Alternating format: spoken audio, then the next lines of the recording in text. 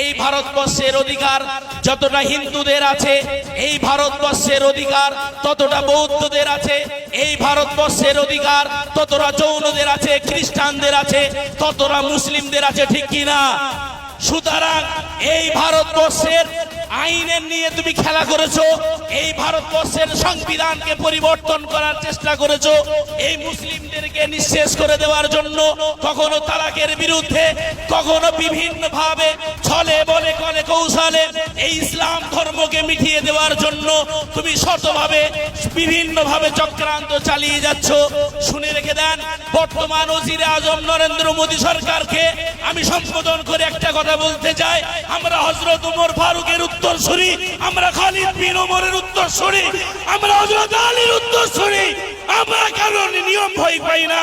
আমরা যদি তুমি চেষ্টা করছো এই মুসলমানের আইন ভাবে বিভিন্ন ভাবে সংকটে ফেলে দেওয়ার জন্য, এই মুসলিম জাতিকে ভারত থেকে নিঃশেষ করে দেওয়ার জন্য বিভিন্ন আইন তৈরি করছো, ওয়াকফ বিলের আইন তৈরি করছো, যদি আমাদের নিঃশেষ হতেই হয় নিজের রক্তকে ঢেলে দিয়ে নিঃশেষ হয়ে যাবো, আমরা বিল মানবো না, বিল আমরা মানবো না, ঠিক কিনা বলেন? আমরা এখান থেকে বার্তা দিতে চাই মুসলিম বিভিন্ন লিডারদেরকে, মতভেদ মতবিরোধ বিভিন্ন ইখতিলাফ বাদ দিন, ইসলামের স্বার্থে সকল দলকে এক হতে হবে, ঠিক কিনা? মুসলিম এক হতে হবে।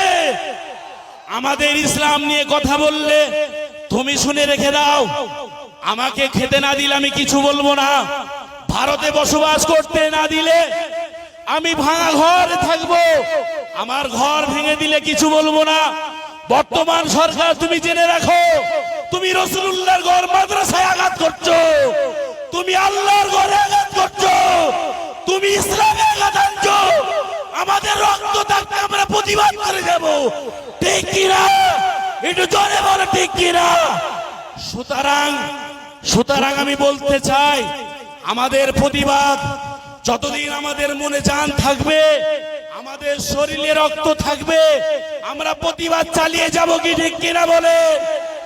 নরেন্দ্র মোদী এবং ভারতবর্ষের অপদার্থ স্বরাষ্ট্র মন্ত্রক অমিত শাহ দুজনই চক্রান্ত করে মুসলমানদের মসজিদ, মুসলমানদের মাদ্রাসা, মুসলমানদের খানকা, মুসলমানদের কবরস্থান, মুসলমানদের ঈদগাহকে তাদের দখলে করে নেওয়ার জন্য যে রাতারাতি যে আইন পাশ করেছে, যে ওয়াকফের নামে মুসলমানদেরকে নাকি সুবিধা ভালো পাইয়ে দেওয়ার জন্য যে ওয়াকফ বিল পাশ করেছে, আমি তো মনে করি মুসলমানদের সুবিধা নয়, এটা মুসলমানদেরকে ভারতবর্ষের জমিন থেকে বিতাড়িত করার জন্য একটা ষড়যন্ত্র করেছে।